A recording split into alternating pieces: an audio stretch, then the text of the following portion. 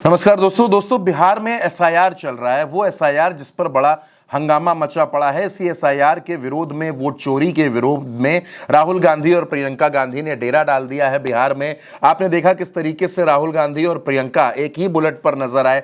Rahul bullet चला रहे थे, प्रियंका पीछे बैठी थी। प्रियंका गांधी इस बाइक पर बैठने में थोड़ी घबरा रही थी, तो राहुल ने अपने हाथों से उनको हेलमेट पहनाई और फिर अपने साथ बिठाया।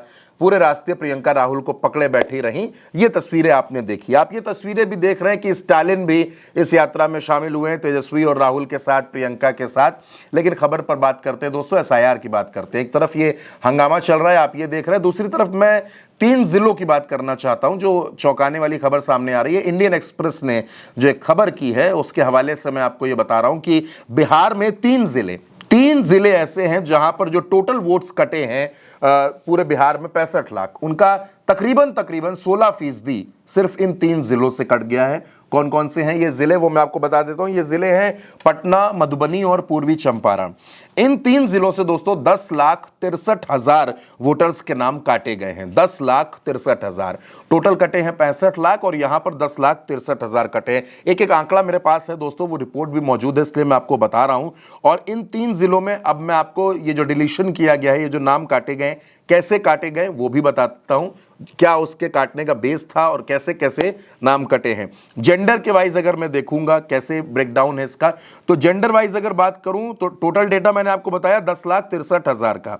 अब इन 3 जिलों में ब्रेकडाउन करते हैं तो जेंडर के आधार पर महिलाओं के जो नाम काटे गए हैं 5,66,769 और पुरुषों के 4,95,651।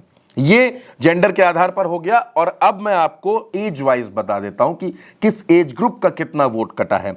तो 18 से 39 साल 4,02,363 वोट कटे हैं और 40 से प्लस वाले जितने लोग हैं उनमें 6,60,099 तकरीबन इतना जो है वोट काट दिया गया है। वोट काटने का आधार क्या रहा, किस तरीके से इस एसआईआर में कौन कौन सी वजह बता करके काटे गए, तो पहला बड़ा चौंकाने वाला है एब्सेंट लोगों के नाम काटे गए हैं। एब्सेंट यानी कि जो किसी भी तरीके से चुनाव आयोग के लिए सर्वे कर रहे, एसआईआर कर रहे अधिकारियों के, बीएलओ के कांटेक्ट में नहीं आए, ऐसे एब्सेंट रहे लोग 2,25,241।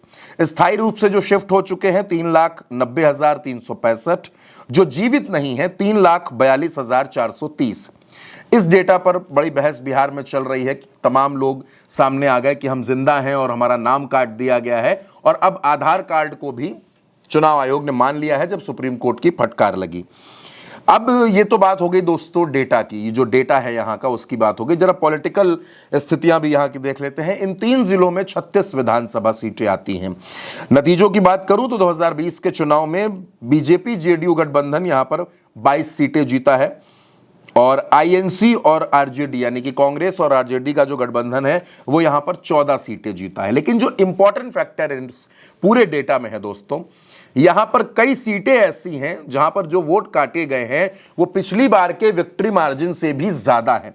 यानी जितने जो प्रत्याशी थे उनमें जो जीतने वाले को हारने वाले से जितने ज्यादा वोट मिले, जिसको आप मार्जिन कहते हैं, जो जीत का अंतर होता है, वो वोट ऑफ मार्जिन जो है उससे भी ज्यादा नाम यहां पर काट दिए गए। कौन कौन सी विधानसभा सीट में ये कहां पर हुआ है वो भी मैं आपको बता देता हूं। पटना में 14 में से 7 सीट, मधुबनी में 10 में से 8 सीट और पूर्वी चंपारण में 12 में से 10 सीटों पर यह पूरा खेल हुआ है दोस्तों।